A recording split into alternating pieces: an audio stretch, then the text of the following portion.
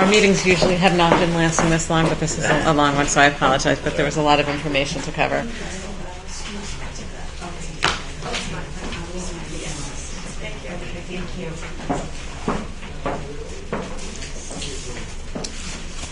So, Kate, I think you're the next item up on the agenda. Next items. The next 3 items, actually. All right. So, Taste of Woodbridge first. We had a nice turnout. The weather held up. We had a storm at the very end of it, but we had Wheelers, Woodbridge Social, Saloon, Birchwoods from Oak Lane, Burnt Bakery, Tasty Kale, and Massaro Farm. Okay. Were all present. They did a beautiful job in terms of presentation and marketing materials, and I think Betsy actually sent out a Survey Monkey, so we're hoping to get that information compiled to see what their thoughts were about whether or not they thought it was successful, if they would do it again, what we can do differently going forward or the same. I was out of town, so can you explain, was it free samples? It was only free samples. They're Okay. not allowed to sell anything. Okay. There was a variety of different things, as you might imagine, and everyone had their marketing materials available to give out. And there was a nice turnout. I did not stay for the whole concert, but certainly while I was there, they were really filling in pretty nicely. Everybody seemed to be, pretty happy. I think some of the challenges we face at least from my perspective, in setting up an event like this, is the recreation department has the challenge of they set up tables and tents, and they really do a wonderful job of getting everything ready for us so that these restaurants walk in and they just set up. Everything is set up there. The wash stations are set up. Mm-hmm. We collect their forms, get them over to QBHD. I go and pick up the temporary food licenses for the day. So we really make it as easy as we can possibly make it for restaurants to participate. One of the challenges that I faced was getting them to respond in a timely fashion. And I think that's true across the board, and I don't know if it's just specific to this industry, unlikely, but I think because people are running their businesses, this becomes a secondary, obligation or responsibility, and response time isn't as good as it should be. One of the things I think we might have to look at going forward is creating a hard deadline as to whether or not they can participate. I literally had a restaurant show up at 5:45, having not said they were coming. And you didn't have a, did you have a... No, they did. They went around and did it without us, Okay. and that's after calling them 5 times, stopping in, having Betsy call. Okay. So it's not for lack of trying, Mm-hmm. and it may just be, their industry is such that that's how they do things. They're running around, but regardless, it's unfair to the rec department. It's unfair to us in terms of we're trying to put this event out and make it as professional as possible. So the rec department had asked for that, and we tried to be a little bit flexible, but I understand more clearly now why that's an important deadline to have. Right. But I think overall, the response was good. A few things that I heard just in talking to people and the restaurants or food vendors who chose not to participate, some of the challenges they face for caterers, it tends to be their busiest time of year, so they're less likely or less inclined to participate because they could be out making money as opposed to free sampling. So you can't blame them. Right. For some of the restaurants, it's their slow time of year, so they don't want to give up staff or money to be out doing something like this. So one of the questions in the survey was, is the timing appropriate? Would you be interested in doing it at a different time of year, coordinated to a different event? So we'll see what kind of feedback we get from that. Some of the other concerns, I think, were just in terms of staffing. If they're low on staff. One of the restaurant, Thai Stories, in fact, was really excited and anxious to do it. It just happened they weren't staffed properly and couldn't join us. So, not for lack of trying. There was another, food service person that had been on vacation and wasn't able to get everything together in time. But I think for the people who chose to participate, they were happy with the turnout. They were happy with, being able to showcase their wares, essentially. So it looks like something we will continue going forward. Less receptive to Eat to the Beat. I think it just felt, not that there wasn't sort of enthusiasm for the idea. I think because, again, we're pushed for time and how are we going to get it together and all this kind of stuff. It may be something that now that they're familiar with the concept, next year we can be a little bit better about pursuing something like that. Do we get any menus or none? No. Okay. So, but again, there wasn't lack of enthusiasm. Right. It may just be that we revisit it next year and see if people are. And Eat to the Beat was a concept of providing essential clearinghouse on the EDC website for the restaurants and the caterers to provide set menus for people to take out to the concert, rather than just pizza. But And try again. yeah, definitely try it again. People seem Great. certainly excited. So okay, so Kate, I just want to say I've attended, and I think that the work that you did was really outstanding. It happened also to be a night when there were lots of people who came, so I think that the exposure was really, really good, and the food was outstanding. It was delicious. They did a nice job. They were very generous Good. to do what they did. Great, thank you. Okay, so next is the Scarecrow Festival. So we have a lot happening there. We have a meeting actually tomorrow. So after tomorrow's meeting, I'll be able to better update you as to what's doing. But basically, we've met with the rec department, the JCC, Massaro Farm, and the Willows behind us, and then Coachman Square across the street. And what we're trying to do, or the concept is that perhaps not this year in its totality, but certainly going forward, to create a Woodbridge Day or a Woodbridge Weekend. So it will start with the road race in the morning, run by the rec department. At the road race, and also leading up to all the marketing that supports the road race and other events around this, we'll all cross promote. Okay, so we start the day with the road race in the morning. They'll have our marketing materials there, giant scarecrow promoting the event that's to follow. The Scarecrow Festival will follow from roughly 11 to 4, 12 to 4. We're going to narrow down the timing based on when the road race usually wraps up. The Willows had originally offered to do a cruise night to sort of end the day. Their antique car show was rained out this past weekend. Okay. So they're actually rescheduling their event. So we'll have a full antique car show that day as well. Great. So there'll be a lot of activity and excitement. The JCC is doing the Thursday before the Scarecrow Festival a business networking event, a Scarecrow Build. So an opportunity for any business who's interested to come do some networking. They're going to provide refreshments, and you can build your Scarecrow there if you haven't done so already. And really, it's just another opportunity, first of all, to have people come to the JCC if they haven't done so already, show off their facility, and give people a chance to network together. Oftentimes, in running our businesses, we don't have the opportunity to do that.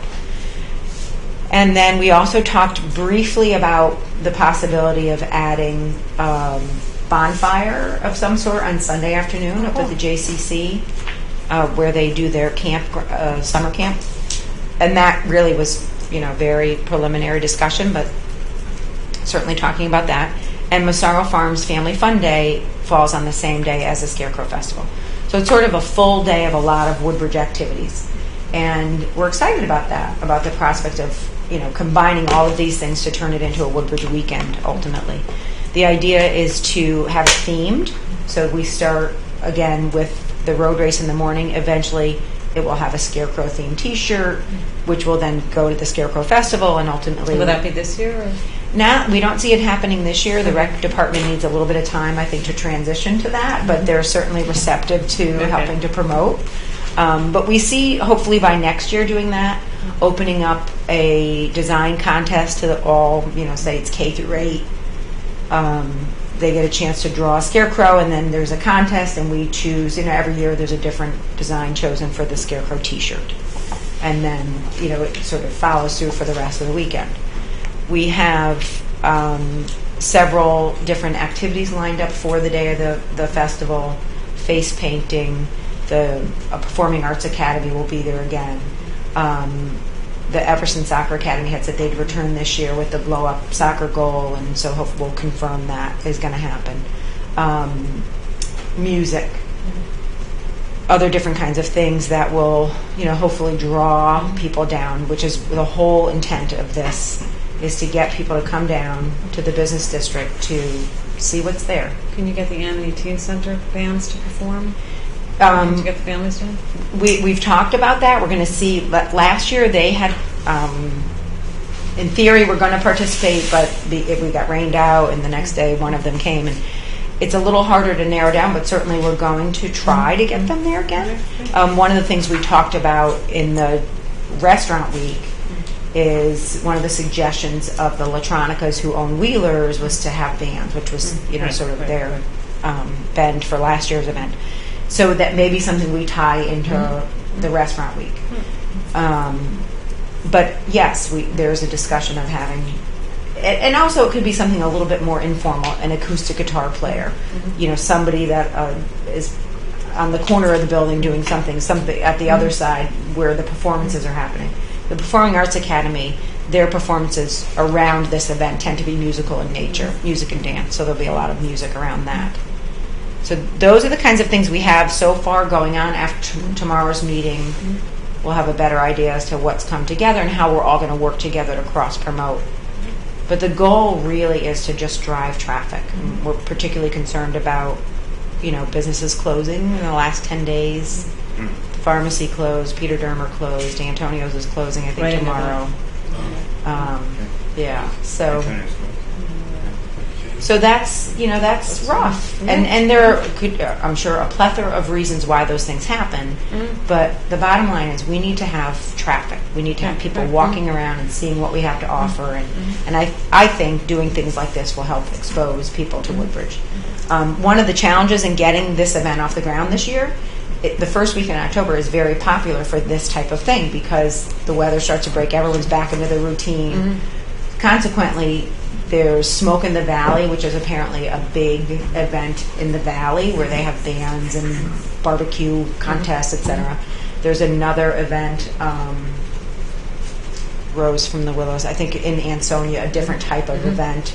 So there are a lot of things that happen that weekend, but all the more reason we should be doing it. We should get people down. And also we're looking at getting some food trucks to be there for that day because we think that's going to be a little bit easier to coordinate than having the restaurants and going through all the licensing, et cetera, again. So we'll see if we can get that going as well. So that's Scarecrow Festival. If you have any questions about what's happening then? Okay. And then Restaurant Week, last week I met with Betsy Yagla, the Latronicas, who own Wheelers, and Peter, who's the manager of Grimaldi's, were the two restaurants that showed up. And the idea was to just present to restaurant owners the idea of having a restaurant week in Woodbridge to, again, drive traffic. And we talked about doing it leading up to the Scarecrow Festival, which I think was actually Latronica's idea, which is a great idea, to sort of have it culminate with an event. They felt as though a restaurant week on its own in a place like Woodbridge may fall flat because there's nothing around it to kind of shore it up. The suggestion was, one of the suggestions was to have bands. So if, for example, we had a band out in front of Wheelers, one at the brewery, one by Grimaldi's, just to sort of get people to move around. And, to Frank's point, how do we get people to view this as a walking district? Is it to do something like that where we're driving people around? There's a rock band here, a jazz band here, something else over here, so people have a reason to go and check out all the different things. They talked about having a price point of $15 for lunch, price fixed, and $25 for dinner, and they felt like that was reasonable. Again, this is only two people, but I mean they both have a fair amount of experience, and Betsy had talked about having been to various restaurant weeks, and that seemed to be a reasonable number. Our plan is to offer a meeting again in the beginning of August, which is right around the corner, to try to get more restaurants involved. And again, one of the challenges, like with the Taste of Woodbridge, is getting people to come. Like anything else, you have a small percentage of people who are willing to do it, and hopefully if we sort of generate some enthusiasm around it, we can get everybody else on board. Does the vineyard get involved with anything? One of the challenges with the vineyard, not to this point, one of the challenges for us, we couldn't have them at the Taste of Woodbridge because we were not allowed to have liquor there. But certainly, for example, for the Scarecrow Festival day, there's no reason, particularly with Massaro Farm doing something, they couldn't showcase or have some sort of special event there. It's right there. So we certainly offer it to at the brewery, the winery, to try to get everyone on board for participation. But for the Taste of Woodbridge, we can't have them, other than they certainly are welcome to come and hand out literature, marketing materials at the Scarecrow Festival. But we couldn't have them, sampling, sadly. So that's where Restaurant Week stands. It's really in very preliminary discussions at this point. The restaurateurs were somewhat skeptical about even getting it off the ground for this year. But, we're enthusiastic. We'll try it. I mean, even if it starts out slow, like Scarecrow Festival, you have to start somewhere and build. So that's sort of our thought about it. And certainly any suggestions, anything you've seen at other restaurant weeks that maybe you've been to, other towns are doing successfully. Would it possibly be an idea to talk to I know it's not Woodbridge, and that may be a problem, but you've got those couple little restaurants down in the village that... To tie it together? There's only so many... How many restaurants do we have in town? 5? So we have Wheeler's, Woodbridge Social... Thai Stories. Grimaldi's, Saloon. And also the idea is to allow for places like Amity Meats, Woodbridge Gathering, Burt Bakery to participate on a different level. They're obviously not going to do a 3-course price fix, but they could do some sort of special offer. Any food service vendor. Right. So, and then include them in all of the marketing and hopefully one of the ideas at the meeting was to ask the restaurateurs to sponsor the bands. You don't have to do the work, write us a check. I think that's a little bit of a challenge. If you've ever tried to get a group of people just hand over money for advertising, it doesn't always work. So asking them to hand over a large check is even more of a challenge.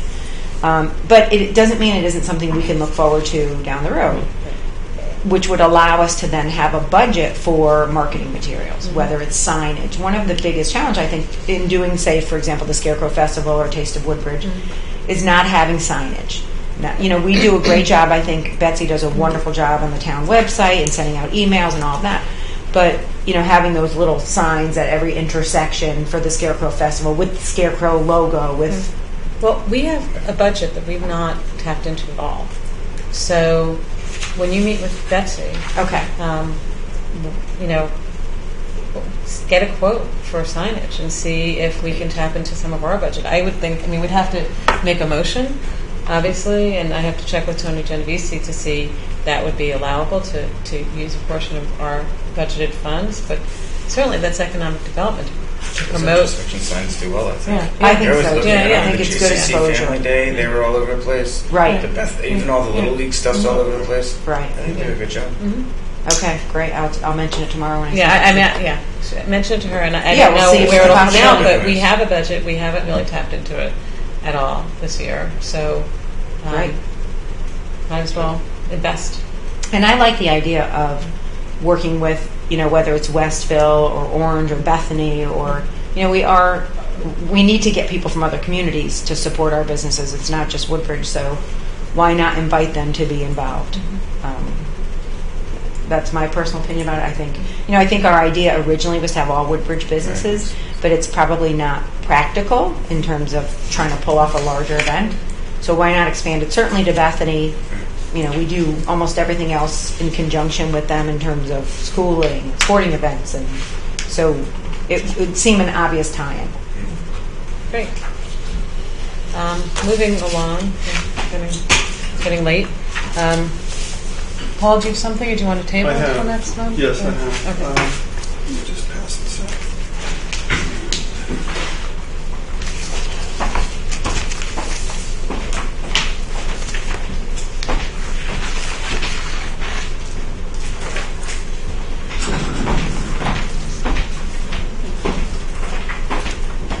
Okay, so I think I can get through this pretty quickly.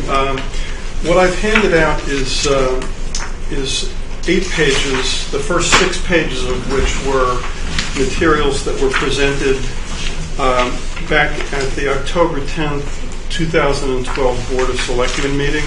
So now that's going back 3 years. This was on the proposed trail request for the West Rock Trail. And I want to hand this out just so everybody has the backgrounder, all the information on this. And at the last meeting, I spoke with everyone about the concept of this trail, which would be to go from the area by West River Fields and ascend to the top of West Rock in the vicinity of the West Rock Tunnel.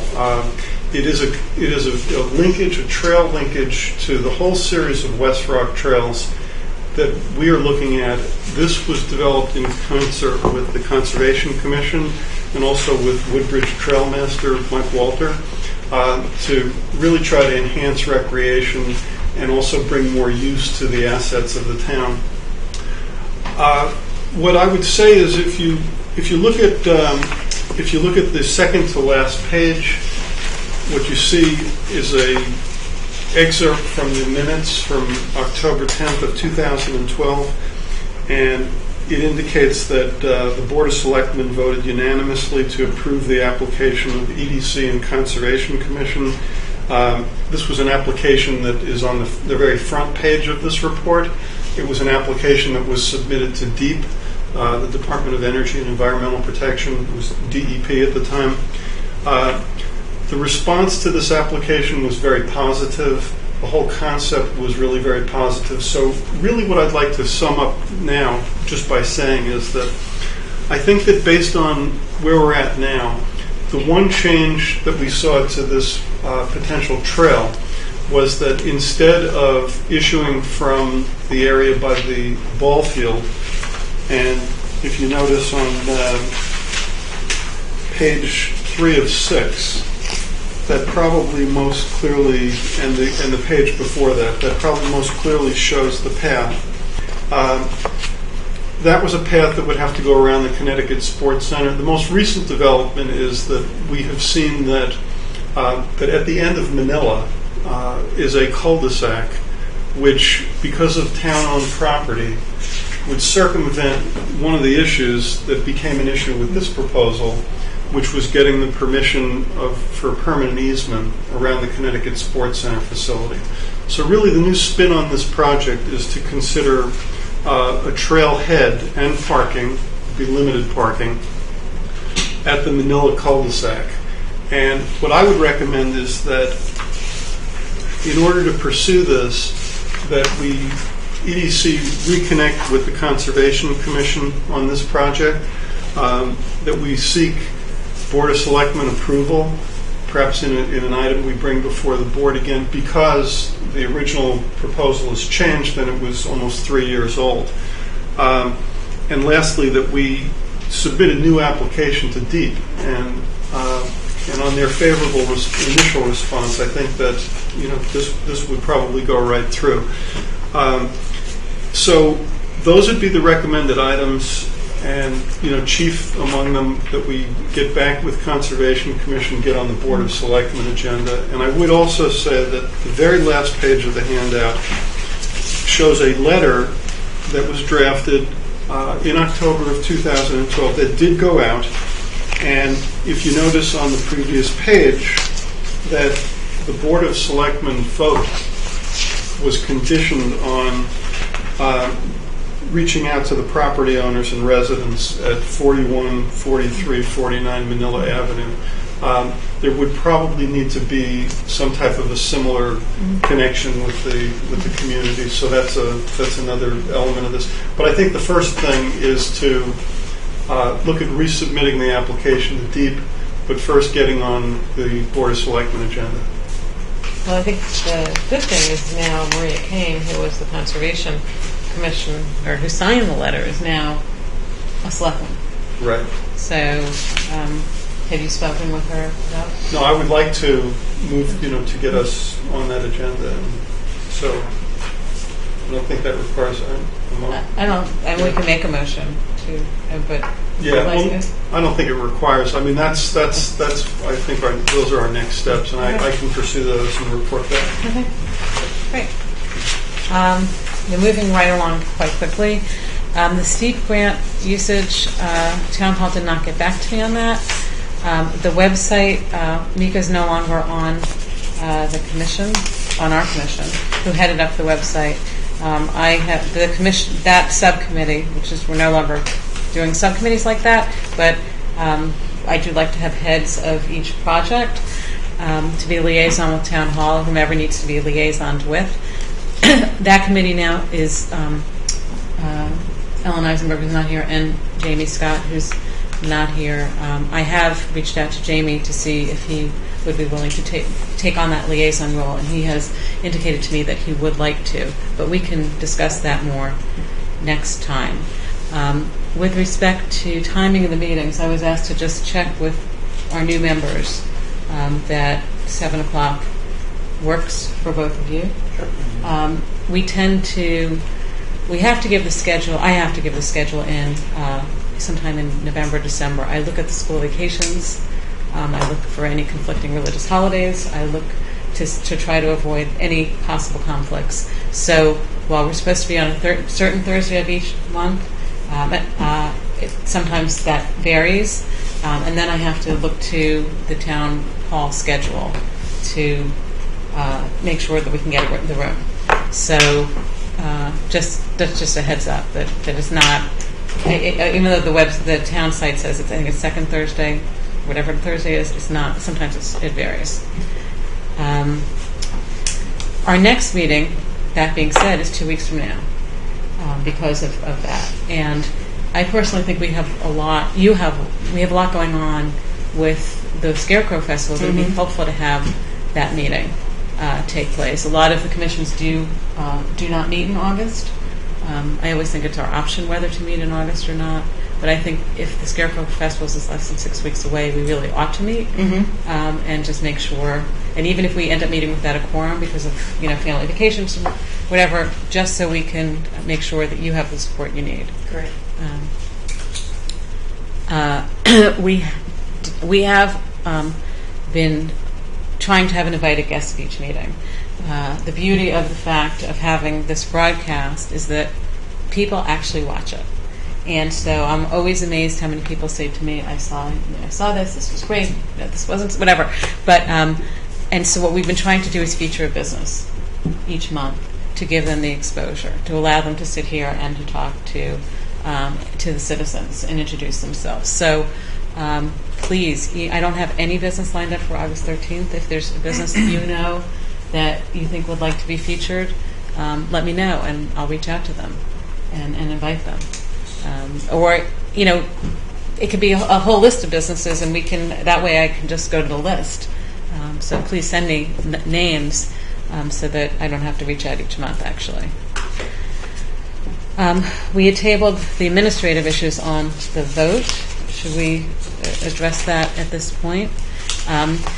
The way we have operated in the past is we have a chairman and a vice chairman. We have chosen to go with a roving secretary because we haven't ever had a volunteer to be the person to take the minutes, and we've not been budgeted to have staff here to take the minutes. And the minutes are basically, the requirements are that you have to have a start time, an end time, the people that are here, a brief description, really brief description of what transpired and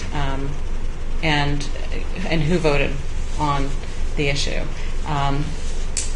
That's the easy part. The hard part seems to be that it has to be filed within 48 hours. So that's the part that we seem to have a little bit more difficulty with. So can we have, first off, do we want to continue with the rotating secretary? Do we have someone to volunteer to be a secretary?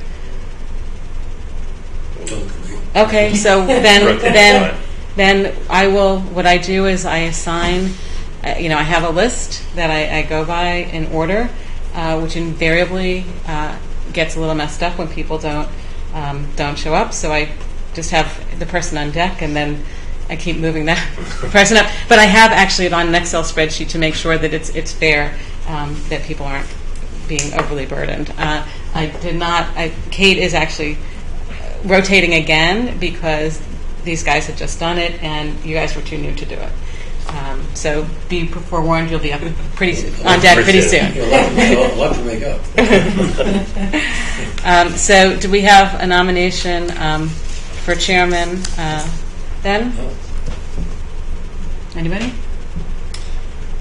I'll nominate Jody. Second.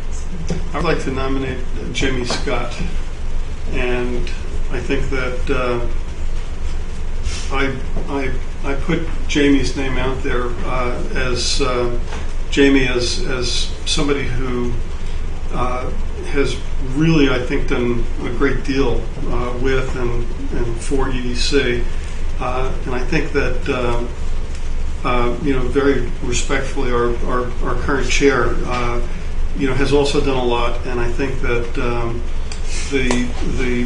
the change of talents, time, and ability, and insights, I think it might really be a great benefit, and I think also just the dedication, the amount of time required in order to do this. I think it could be a very beneficial thing. Jamie is very talented, and I can tell you that Jamie wants his name to be put forward for consideration. So that's why I'd like to put Jamie Scott out there for consideration for chairman. Yeah, I certainly impressed with what Jamie has contributed to the commission, his involvement with the community, and his insights in our operation. I see, though, I think Julie, though, has done a good job on her own to steer our commission through the troubled waters of the last number of years that we've been going forward, and we've accomplished a lot. And I think Julie has done a good job in basically directing us in our direction and leading us. Has committed a lot of time and energy. I think the two of them, I think, have made good contributions, solid contributions. I like to see actually maybe Jolie as chair and Jamie as vice chair. I think they have both again contributed and are both here in the community. Both have good energy to give. I don't see any reason to not have Jolie continue. I would be optimistic in our future direction, and as a backup to have Jamie on board. Jamie has done a lot, no question about it. I like the history that Julie brings to it, the longevity, and Jamie does bring to it, the newer insights. So again, I feel pretty strongly to have Julie continue, and would support Jamie in a vice chair capacity to support Julie and the commission in our efforts. Okay, I guess we have something that is very diametric, because my recommendation is the opposite for basically the reasons that I stated. And actually, the recommendation, to just clarify, is simply the recommendation for chairman. I did not address the recommendation for vice chairman, but I think that as a Woodbridge business owner, as somebody who has brought just a lot of creativity and time and dedication to the commission, to the outreach, to the efforts through the ambassador committee, I think that Jamie would really be terrific. Again, respectfully. So I guess unless there's further discussion or input from others, maybe we're heading towards a runoff or a vote. We'll say. Yeah. So does someone want to second me, and then does someone want to second? Do we need a second? I think Earl. Yeah, I seconded you as chairman. Okay, and is someone going to second? Do we need someone to second Jamie? Well, it's not a motion, so I don't know. Okay. We need that. Okay. So it's just a nomination. Okay, we don't need a second. Okay, so should we take a vote then for chairman? Yeah. Okay. All in favor of me? Okay. All in favor of Jamie? Okay. So I guess I won by the. Thank you all for your support. By a vote 5-1. You need to write down who. Mm-hmm. Got it. Okay. And so moving on to vice chairman then. No, nominate Jamie Scott, Okay. my vice chair. And I have no idea what his position is on vice chair, but I like to put his name out there for vice chair. Yeah, I would. I don't want to be the spokesman for Jamie Scott, but I would say that I cannot speak for Jamie insofar as the vice chairman role. For the chairman role, yes, but not for the vice chairman role. Uh, In his absence, I wouldn't know what else to say about that. well, then, do we table his, with that position's election, to wait to see if the nominee will accept and run for office and serve in that capacity? Or should we just table it until we can gather? Well, we'll be meeting in 2 weeks. So I'm I perfectly think fine that with table. sounds fine. Is there anyone else interested? I don't know if he's interested. Well, it's Right. it'd be Ellen and Jamie. Okay. Great. And we've had someone waiting very patiently who I asked at the beginning if she didn't mind waiting for the public comment. So hopefully you've been interested in everything we've had to say. Dorothy Martino, 38 Merritt Avenue, and I grew up there all my life. I was born in the house I now live in. And I'm here tonight to comment on the Woodbridge West Rock Trail. First of all, I don't understand why the Conservation Commission has asked the Economic Development Commission to work with them on the trail. To me, since it's going to be hiking and you said outdoor recreation, I would think that this would be a concern of the Recreation Commission. Your role, and I was happy to be here tonight because I saw that you're taking that role as promoting businesses in Woodbridge very seriously. And Kate said that 3 businesses are going out this past week, and I think Antonio's is either tomorrow or the next day that they're going out of business. So we also have that terrible-looking auto place on Amity Road that we should try to get someone to come in to move there. And we did have one night, an architect did come in with a plan before the Architectural Review Board, but then nothing ever happened with that. I don't know if it was too expensive for the developer or what happened. But I would think that I'm happy tonight that I've heard you focusing on developing businesses in the area. As far as the trail, I was wondering, you said you were going to speak to the people who own the 3 houses, but since that comes out on Manila Avenue, I wonder how many other people were made aware of this trail, because I think it will have a very negative impact on our neighborhood. We've been having lots of problems there between the traffic and the speeding and break-ins, burglaries. Last week, I think there were 3 cars broken into, and the police, they're going to talk to the police now about getting a block watch. And it's not only at night that these things happen, it's during the day also.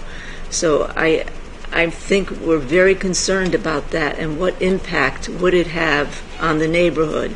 And also I noticed in your diagram that it goes over where the tunnel is, where the trail will go, and you wonder how many people who are on that trail might then come down into the neighborhood. I don't know if you've considered any of that, because that has happened in the past too, where people were coming down from the area over the tunnel into the neighborhood and stealing bicycles and other things that are in the yard. Someone last fall broke into my garage, threw a stone through the window, took out the whole screen and the window, tried to steal the car, but I did have it locked, and they didn't know how to unlock it, I guess. I did call the police at that time. There was nothing they could do. How could you find someone? But I had to replace the window, and so it is a very dangerous area that it has become in the past few years. So I don't know what the impact of this trail, and I know you can't answer tonight, I don't know what this would be, the impact would be on the neighborhood. It comes very close to those houses on Manila Avenue, which there are many homes there very close together. And one of the properties where there's a garage is owned by someone who doesn't live there, but lives in, I think, on Baldwin Road. So I don't know if that person has been spoken to. But as far as I'm concerned, I would hope that you would reconsider the proposal. So if if I can just answer the first question. I don't think you have to answer this. No, I would like to answer the first question. Okay. The first question was how is it that the EDC got involved, which I think I can answer, and you deserve an answer to that. EDC got involved because in the Yale Urban Design Workshop Yes, I went to plan some that of we those. commissioned, they were the ones who identified the fact that Woodbridge has this natural resource, which is West Rock, which we don't have access to, and the plan felt that it would be an economic driver, that it would help the neighborhood, and this is, I'm not saying whether it will or it won't, and so this is the concept behind it. It would help the neighborhood to have additional traffic, because if you ever have hiked Sleeping Giant, which I have, if you go there on a Saturday, Sunday morning, the people are very nice. They're very nice people, and they're all just going up for their hike, and then they come down. And so, in terms of crime, it actually helps to have more people, in the area to see. But I understand that there's another impact, which is you want a quiet neighborhood. So this is something that needs to be decided, but that's how this started. So the people, after these very nice people, most of them probably would be Woodbridge residents, we think. We don't know that. We don't know that. We don't know that. I know I'd be up there, though. But they would then maybe go down and have a cup of coffee, or go into Right Approach and buy some stationery, or frequent some of the stores. So it's a way. So that's how we got involved. Whether or not it needs to be vetted, and that's why the Board of Selectmen would require the neighborhood to be spoken to before the plan is actually submitted. But Also, the parking, I'm not quite sure about your map, where they would, you mentioned... Yeah, I'd like to clarify. The materials that you have that were handed out tonight are materials from 2013, when the trail was, and that's for background information, when the trail was envisioned to start at a trailhead near the baseball diamond by the West River ball field, and to come across. And as you point out, Manila and the cul-de-sac at the end of Manila would be the new trailhead, if you will. The needs that you're pointing out, and the needs that exist, parking, safety, trail use, those are all things that would be very, very carefully vetted and very, very specifically considered. The town has confirmed that there is enough space there and that it is town-owned property, which is a positive.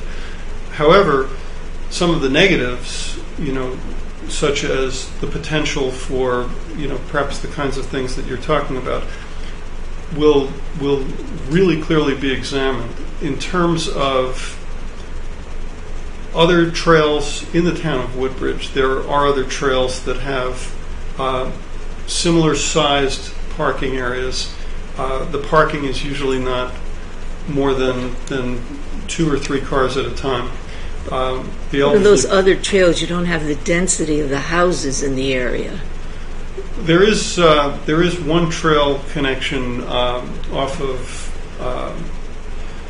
313 that is actually adjacent to a residence, and it is true that Manila is houses on both sides. That is true, and that is certainly an element of this, which is why any potential proposal that's considered, again, a new item brought before Board of Selectmen, and one of the things that any potential new trail would be conditioned on also was notification by the town, to the residents, to the neighbors. That was done the very first time around to those 3 addresses that I brought out in my report.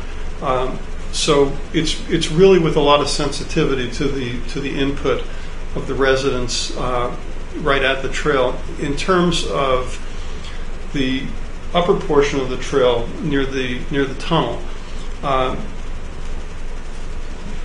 there was a response from the Department of Energy and Environmental Protection back in 2012 when they reviewed our draft application that the path looked good and would meet the goal to go around the tunnel. That came from Deep. That, however, was also conditioned on DOT looking at that same section of trail and evaluating it for appropriateness. So every part of this trail and every aspect of its design has got to get thoroughly vetted and has to get fully put before Board of Selectmen, certainly.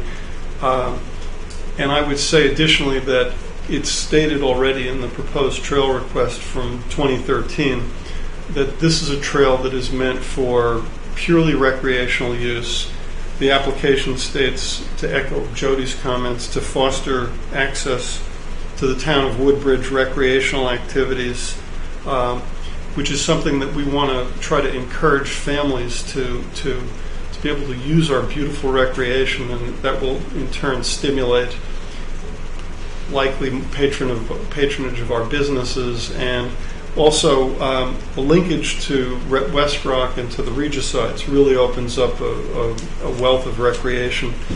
And as a purely limited hiking trail, any use of that trail for any type of motorized mini bikes or any of that sort of thing is going to be expressly precluded by the way the trail is being set up. So I guess what I would say is we are looking to take baby steps with this, and to take this through the process. And I can assure you that all those considerations, will really be carefully seen and Well, heard. how would they get into the parking area? Do they have to go up Manila Avenue? Yes. Well, the residents there are already complaining. They had a meeting with Ellen Scalatar about trying to get speed bumps because cars go so fast, and there are children in the area. And they met with Ellen, I don't know, maybe a month ago or so, about asking about putting in speed bumps, which I don't think will ever be done, but that's their concern too with traffic. Right, and I think that's a very important point. It's a good point. I think that if issues disqualify this trail project from going forward, that will certainly be heard. But I think that what we're trying to do is explore its possibility, explore its feasibility, and try to also look at the balance for the rest of the town of Woodbridge as a point of access to West Rock, which has been identified as a spectacular asset for the town of Woodbridge, and also a spectacularly underutilized asset for the town of Woodbridge. Well, when I was a child, we used to climb up there and go to Judge's Cave, bring a pack of lunch, go down the steps in Right. Westville to the park, have lunch, and then walk home. But there weren't that many houses on the street in those days. Now I'm the only one that has empty lots. Everybody else, when the parents died, they put in duplex homes so that you have all these homes on Manila and Merritt. So I don't know what the solution is. I don't know, but you can be assured, Ms. Martino, that as with the Yellow Urban Design Workshop, that I, as chairman, are very concerned that the stakeholders, of which you and the property owners of Manila Avenue and Merritt Avenue will have a say. And thank you for coming here and telling us your concerns, because we had not heard those concerns before. And we will take due note, and we will make sure, as the Board of Selectmen has requested, that if this proceeds, that your entire neighborhood will be notified of the proposal, so they will be able to weigh in, because you clearly will have the burden of the traffic. I would love to bring the police in and ask them whether they think that it would help with the crime issue that you're having to have additional people there, so that it won't be just so deserted during the hours when people could steal.